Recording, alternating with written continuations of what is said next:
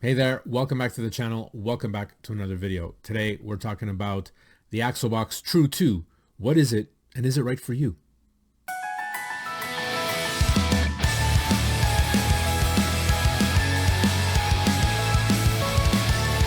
All right guys, in my hands I have an Axel-Box True 2, first of its kind. This was sent to me by Alex because of a conversation that we had.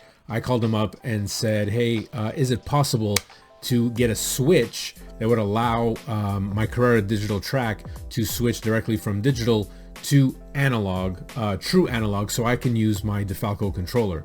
But the caveat is I don't want to lose the ability to run my TechSlot box, which is an analog emulator, if you will. Those of you who are not familiar with TechSlot boxes or Axel boxes, what those are switches that allow your Carrera digital track to run analog cars, or basically cars that don't have chips in them. Now, how that process works is that it uses a chip before the lane versus the chip after the lane into the car. I'm not going to get too much into detail about that, but it's a great way to save money, so you don't have to chip all the cars, so you can run boutique cars like Slotits, Revos, MR slot cars, what have you. And these products I've been around. I'm sure you've seen them, and if you haven't, go check out Axel-Box on his Facebook page, and I'll put the link in the description below or up here. Now, my situation is a little unique, but not really, because I think a lot more slot car racers now have these boxes, but are starting to get into what's called, or what's considered, true analog, direct voltage to the track. The emulators allow you to use Carrera digital controllers or Frankenslots or anything that is a digital controller, and the benefits being that they can be wireless, so you can move around the track and still have the feel of analog, reducing those cars into two lanes. But some of us, like myself, who have bought DeFalco controllers or true analog controllers, want to be able to run these controllers on our tracks. So I called up Alex and I said, hey, is there a way that I can have a box that has all three? Because I did not want to lose the emulator version. One, because I don't think Jen is going to go out and buy herself an analog controller. She loves the Frankenslots. I love the Frankenslots. But because of my club racing, and every once in a while I take a road trip and I do some like competition style racing, if you will, I use my DeFalco controller, and I would really love a way for me to get that to the table. And I didn't want to start messing about with, like, you know, special switches or whatnot. So that's the reason why I called Alex. And he came up with this little gem. What this box does is allow a bypass, so I can keep the CU running as is, regardless if it has a TechSlot box on it or Axel-Box on it or just a regular CU, and allows you to run in either digital mode or true analog mode, which is great. And you can plug this in. It's got easy to read instructions on the back and plugs 1 to 10, A to J, simple enough. In the front, this lights up, as you'll see in a moment, two colors, red and green. And oops, I'll put it this way. And in the Axel-Box mode, it's your basic CU. You can run the CU and any peripherals you've got on there as well as normal, no big deal. And when you want to switch to regular analog mode, you just pop it down, and there you go, you're in analog mode. And he also has outputs in the back, which I'll put up a schematic right now to show you that you can plug your controllers directly into this box, so you can have your DeFalco controller run properly. So the only other thing that Alex sent me, which I thought was really nice of him, and he didn't have to, was 2 driver stations. I had to make a modification to the driver station itself to actually implement XLR connections, but his driver stations do come with a 3-prong, so you can alligator clip your controllers to it, which is fantastic. And he has the stop buttons. The stop buttons actually work both in digital and analog mode. However, the stop buttons are a dead stop for the cars, which is fantastic because the cars will stop dead on the track without any roll. So he's managed to get a stop button that will get the motors braking at 100%, so your car will actually stop mostly on the dime, right? I mean, that's just how it is. And I think that's fantastic. And you can connect that, I believe, if I'm not mistaken, it's through the J and H connector, and you can have stop buttons for your analog track around the table, and they also work for digital.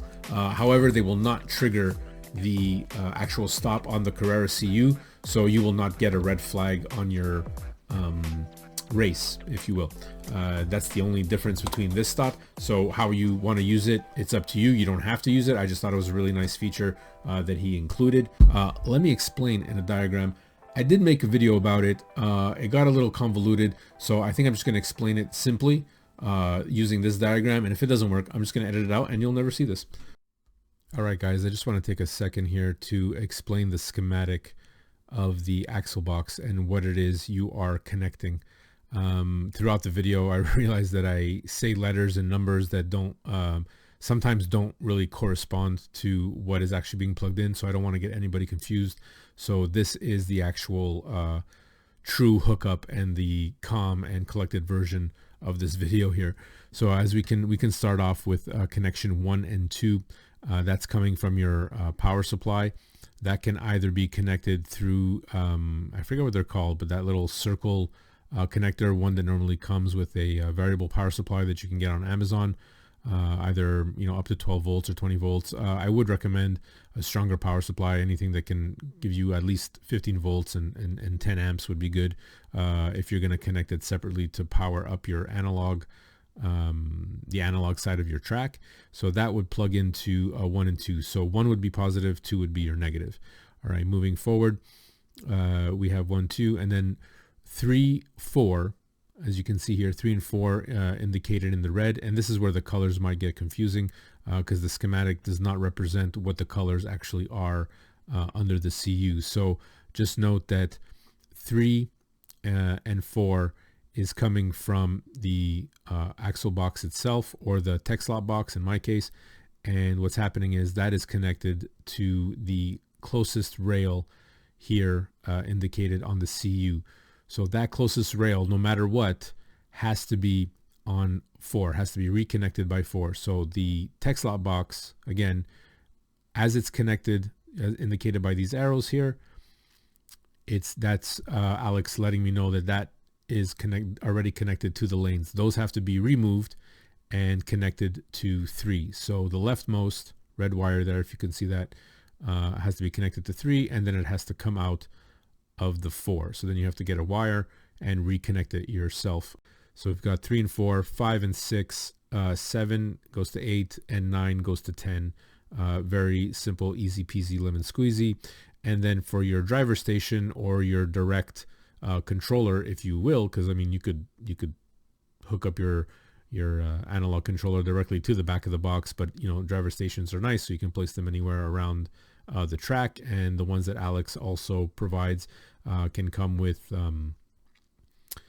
track call buttons, so that's a nice feature too. I took the track call button out and installed an XLR because that's just the connection I have with my DeFalco controller. So that's totally custom, up to you, but Alex has solutions for that as well. So getting back to the diagram, we have A, B, C, which is your white, black, and red. And then for your second driver station, for your rail 2, it is D, E, F. Okay, so that's where your controllers would be connected. A through F would be your controllers. Now G and H are just spares, so that you don't connect anything to those. And when we move on, we have I and J, which are the 2 connections that you're going to use if you want to install a track call. These connections are set to normally open. And just keep that in mind if you are planning on buying your own buttons. If you're not going to get them off Alex, that those buttons have to be buttons that can be reset, meaning that when you press them, they stay locked in place, making the connection, which in essence is making the car, killing the signal to the car, making the car stop. So just keep that in mind if you guys are going to be installing your own buttons. All right, let's get back to the video. All right, this is what the CU looks like. Opened up. Now what you're looking at here is my finished product, or my finished job. So what I did was, when you open this up, you're going to see a yellow and green wire and a white and blue solid going into the TechSlot box. Or just make note of which colors are coming out of the rails. I mean, I'm assuming that they would be all the same colors. They might not be, depending on the manufacturer of box that you have, or maybe the day of availability of colors for whatever unit. So always take note. What I did was I took note of which color, so yellow, green, white, and blue, which color wire was coming out of the rails. and I just cut the wires about a couple inches here. What is that? About an inch, 3 inch. And I let a bit of slack. And then what I did was I took some 18 gauge wire like this, so I can make my reconnection. So basically what's happening is the original wire here is going out to 9. I wrote that down, so the yellow would go out to 9 because I followed the chart. So I know that this rail is going out to 9 and it's coming back in from 10. So I mean, super easy. Goes in 9, comes out the next number over. So you know, you're not searching for it. Alex did a really good job with that. So this wire here, I just soldered like you saw in the video before, and I just put a little bit of tape, a little bit of electrical tape. I would recommend doing something better. And if you don't want to solder, if you don't want to solder, you can use these guys. I mean, I would have still used this anyways, but you can crimp these down. Just put 2 wires and then you crimp it down with some pliers or something. And yeah, those make a good connection if you don't want to do any type of soldering, because you can do this project without soldering, which is great for those of you who are a little nervous. So don't freak out about that. There's nothing you have to do on the board side as far as soldering goes. It's just these 4 wires need to be cut, fed to the box, and then from the box back out into your CU. Now the only thing, I don't see it here, the only thing I had to do really on the side here is I cut out more of the plastic, which was an easy, sorry, my finger, which was because of like an easy fix. Some of the plastic is already cut out for the back end to fit in some of the spots here, but you might want to find yourself just taking off a little bit more pieces, so that way when you put it back on, like so, oops, screw came out, like so, you have enough space to pass the wires and everything fits nice and snug back into the CU. All right, guys, I'm gonna put some screws on this, tighten her up, and flip her over so we can test her out. All right, we got the box installed, ready to go. Let's go through my normal setup here, my normal process. Turn on the power supply and it'll load up. As we can see, I'm at 3.2 volts, which gives me 12 volts at the rail. That's enough to power up the CU. I don't usually run like that. I usually run 15 volts, but just, you know, for demonstration purposes, I'm gonna turn on the CU here. Boom, and we are good to go. Then we just check the text slot box, and we are in analog mode. So I'm just gonna flip this back to digital, making sure that there's no analog cars on the track, because if ever you switch into digital and there's an analog car, away it goes. And if you haven't experienced that, you just need to experience it once, and normally you'll never experience it again. But yeah, so let's grab a Carrera digital car. Lights light up. Let's grab the Frankenstock controller. Here we go. And there we go. Let's switch lanes. There we go. Another switch lane there. Boom. There we go. We got the car running. And I'm using the Frankenstock controller, which is great. Now, if I wanted to run analog but still keep using the Frankenstock controller or any Carrera digital controller, all I have to do is wait, not put the cars on the track. Tricked you there. But digital, switch it to analog. Analog on, lights are on. Means that there's power to the track. Here we go. I forget which one. Okay, it's this one. I forget which one it's coded to. So there you go. We got the car running around the track here. Zoom, zoom, zoom, zoom, zoom.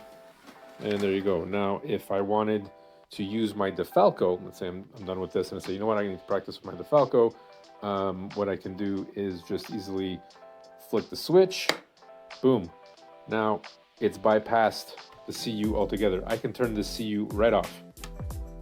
Doesn't matter. CU's off. I still have power to the track. There you go. And now my DeFalco's in the blue. As you can see here, CU is off and the DeFalco's in the blue. If I want to switch, no problem. Just unplug it, go into the next lane, and there you go. I'm back on the orange car. And there we go. And sorry, yeah, there you go. Okay, car is going, the Falco's running, everything's great. We're having a good time. All right, and that is it. Just make sure your track is clear of analog cars whenever going into digital mode with any of these boxes. That's just a rule of thumb. So this is great. So I can literally switch back and forth, and without an issue here, click the controller, and what's happening here? Sleep mode. Is the car on a dead spot? Oh, right. I gotta turn on the unit. That would make more sense. There you go. Now the car works. Right, and the car works right back into emulated analog emulated mode, going back to the Carrera controller, and then I can switch it into digital, which I won't because there's cars on the track, and it doesn't matter. So a good thing about this box too is that if ever you have an issue with your Texlop box or your Axel-Box or your CU unit itself, the CU unit can still be off, right? It won't matter. Switch it to true analog and you still have a way to race on your track. So there's many ways of opening this up. I could have easily just turned on my power supply, switched it to analog mode and go. I don't even have to mess with turning on the CU if I didn't want to. So I got power coming to the box and I got power coming to the Carrera CU. Guys, that's it. That was a successful test. I hope you guys enjoyed that. Let's get back to the video. All right, so that was the True 2 on my track, working like it should, fantastically, smoothly. I like the box. I like the clickety-clack, the switches. Everything is great. Alex, thank you so much, not just for sending me the True 2, but for also your time and patience on the phone and over text, helping me get through some questions that I had, connecting it all together. We'll leave Alex's contact in the description below, and if I have space here, I'll in the corner here, whatever that Facebook editing magic is, you can contact him if you're interested in the True 2 or the Axel-Box itself. If you have any other questions, by all means contact me or Alex. And guys, I'm sorry that this video, they get long, but it is what it is. You guys have been great. I hope you got something out of it. Be kind to yourself, and we'll see you in the next one.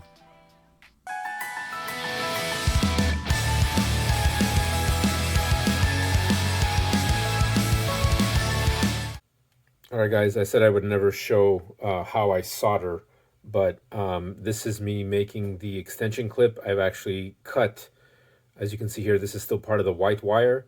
So I realized if I just cut it and just replace the white wire now, this will be my indicator for my black and red, because I just have black and red 18 gauge. So what I've done is I've just pulled the strands together, and now I'm just going to solder it, and then I'm just going to use some electrical tape to cover it up so it doesn't make any contact. I don't have any shrink wrap on me or shrink wire, so I mean we're going we're doing this a la budget.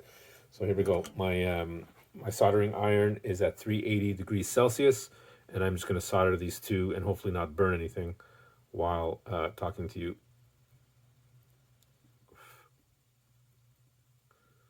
There we are. Look at that. Nice. Get that all in there. Now it's nice and even. That's what you want. Put some underneath. Let it cool. And there you go. I need a fan in here. Do not attempt to solder without a fan, especially if you're doing this. I'm doing this in my garage. Okay, let's see if that. Yeah, that looks nice and taut. Yeah, there you go. Look, it just fell and it held. We'll go that. And where's the camera part here? Is it here? We'll inspect. Oh, there it is. We'll inspect that a little better. I don't know if you can see that, but we've got a nice round